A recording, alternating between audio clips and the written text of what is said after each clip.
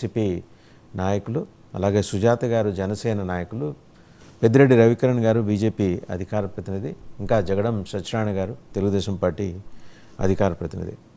So కక్ష సాధింపు చర్యల్లో భాగమా కాదా, ఇక్కడ కాటా వేసి బ్యాలెన్స్ చేసే కార్యక్రమం ఏమన్నా ప్రభుత్వం చేస్తుందా? సీనియర్ ఐపీఎస్ ఆఫీసర్స్ మీద కేసులు పెట్టడం ఏంటి? ఈ కేసుకున్న ఇంటిగ్రిటీ, దాన్ని ఒక అడ్జుడికేట్ చేస్తే నిలబడేది ఎంత? ఇలాంటి అంశాలన్నీ కూడా to start with Peddireddy Ravikiran గారు. అంటే మనకి ఏ రోజుకి ఆ రోజు తెలుగు ప్రజలకు బేసిక్గా ఏంటంటే ఏ రోజుకి ఆ రోజు పొద్దున్నే కిక్ కావాలి. సో దానికి కావాల్సిన కిక్ని అన్ని పార్టీలు, అన్ని పొలిటికల్ పార్టీస్ తగు మోతాదులో అందరూ మాడేసుకొని ఇస్తున్నారేమో కిక్ అనిపిస్తుంది. ఇవాళ ఉన్న సబ్జెక్ట్ రేపు ఉండదు. బహుశా ఇంత కొత్త తరహా రాజకీయాలు వేరే రాష్ట్రాల్లో ఉండవేమో. ఏమంటారు రవికిరణ్ గారు? వాసుదేవన్ గారు, ముందుగా మీకు తోటి ప్యానలిస్టులకి 9 టీవీ వీక్షకులందరికీ శుభోదయం అండి. కిక్ అంటాం కన్నా ఒక రకమైన బాధాకరం అండి. ఎందుకంటే ఇప్పుడు రఘురామకృష్ణరాజు గారు ఒక ఎంపీగా ఉన్న సందర్భంలో ఆయన మీద దేశద్రోహం కేసు పెట్టారు. సరే పెట్టారు, ఆయన్ని మీరు పుట్టినరోజులన్నీ అరెస్ట్ చేసి తీసుకొచ్చి విచారించి వాళ్ళ స్టైల్లో వాళ్ళు విచారించి కోర్టుకి అప్పు చెప్తే వేరే పద్ధతి. కానీ ఏదైతే ఒక ఎంపీ, గౌరవ ఎంపీ మీద కస్టోడియల్ టార్చర్ విధించినటువంటి అంశం, అది అప్పటి నుంచి ఇప్పటి వరకు ఆవేదన భరితం చర్చనీయాంశంగా అయితే మారిపోయింది. ఎందుకంటే ఆ రోజు మనం చూసాం ఏ రకంగా వారు పాదాలు చూపించారు కోర్టులో, లోవర్ కోర్టులో కూడా వారి యొక్క పాదాల మీద ఏదే రకంగా కొట్టారని చూపించారు. లోవర్ కోర్టు కూడా హాస్పిటల్ తీసుకెళ్ళమంది, 2 హాస్పిటల్ తీసుకెళ్ళమన్నారు. Government hospital, Guntur government hospital, అలాగే డాక్టర్ రమేష్ హాస్పిటల్. ఆ తర్వాత అక్కడో రిపోర్టు, మళ్ళీ సుప్రీంకోర్టుకి వెళ్ళారు. సుప్రీంకోర్టు ఆర్మీ హాస్పిటల్ నివేదిక తీసుకుంది. ఆ రోజు సుప్రీంకోర్టు జడ్జిమెంట్ మే 21, 2021 ఇచ్చిన జడ్జిమెంట్ లో జస్టిస్ గవాయ్ అండ్ వినీత్ శరణ్ గారు ఏమన్నారంటే, in our construing the injuries as reported by report we can form an opinion that the petitioner was tortured in police custody. Army hospital ఇచ్చిన నివేదిక పరిశీలిస్తే we can form an opinion that the petitioner was tortured. Petitioner Raghurama Krishna Raju గారిని police కస్టడీలో torture చేశారని చెప్పి మాకు అర్థమవుతుంది ఈ యొక్క అధ్యయనం ద్వారా అన్న. ఇది సాక్షాత్ సుప్రీంకోర్టు చెప్పింది మాట. ఆ బేసిస్ మీద మాకు బెయిల్ రావడం జరిగింది. సో మొదటి ప్రశ్న, రాష్ట్ర ప్రభుత్వం, అప్పటి ప్రభుత్వం ఎందుకు టార్చర్ చేయవలసి వచ్చింది, దానికి బాధ్యులు ఎవరు అన్న దాని మీద విచారణ జరగాలి కదా. ఈ రోజు నిన్న కూడా వైసీపీ పార్టీ నాయకులు కొంతమంది మాట్లాడుతూ, ఆ రోజు మీరేదో లోవర్ కోర్టులో ముసుగులేసి కొట్టారన్నారు కానీ పేర్లు చెప్పలేదు కదా, ఈ రోజు పేర్లు ఎందుకు చెప్తారన్న. దీనిలో దాగి ఉన్న పాయింట్ ఏంటంటే వాళ్ళు కూడా ఒప్పుకుంటున్నారు కొట్టామని. ఎవరు కొట్టామన్న దాని మీద విభేదిస్తున్నారు కానీ కొట్టామని మాత్రం వాళ్ళు కూడా ఒప్పుకుంటున్నారు.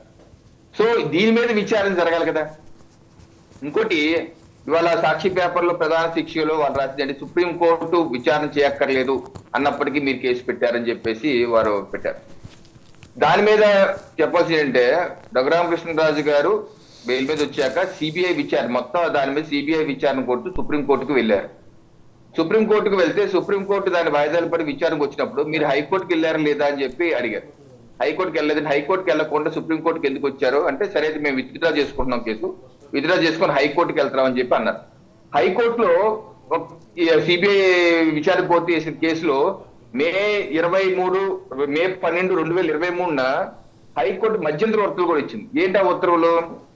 ఆ సమయంలో మే 14 అరెస్ట్ చేసిన సమయంలో ఉన్నటువంటి కాల్ డేటా రికార్డులని టెలికాం వాళ్ళ దగ్గర నుంచి, టెలికాం డిపార్ట్మెంట్ నుంచి ప్రాయర్ రెగ్యులేషన్ దగ్గర మీ అన్ని తీసి భద్రపరచమని సిబిఐని ఆదేశించింది హైకోర్టు.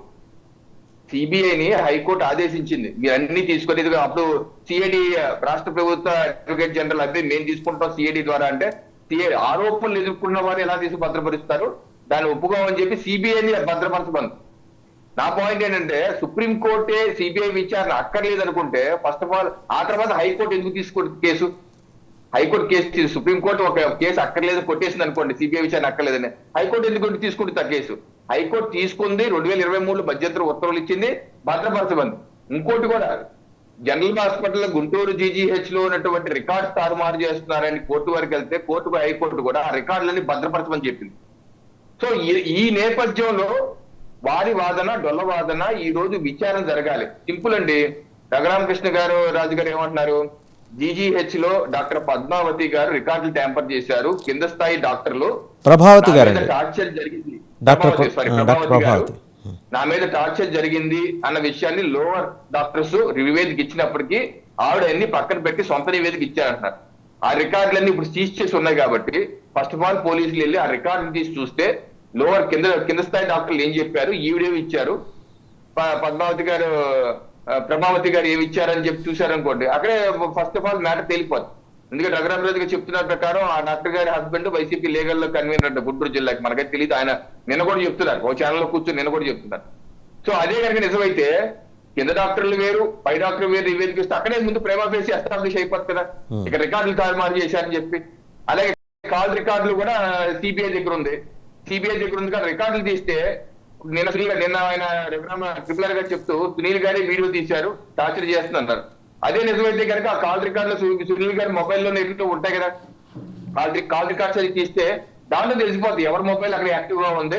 గూగుల్ టేక్అవుట్లు ఇవన్నీ ఎట్లాగో మనకు అలా అలవాటు పదాలు ఉన్నాయి కాబట్టి ఇవన్నీ టెక్నాలజీ ఉపయోగిస్తే అవన్నీ బయటపడతాయి. ఎవరెవరు ఉన్నారో చెప్పి అర్థమవుతుంది.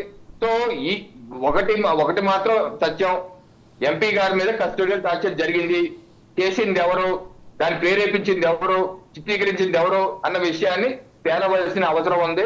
దీన్ని రవికిరణ్ గారు 307 కూడా పెట్టారు కదా, 307 హత్యాయత్నం కేసు.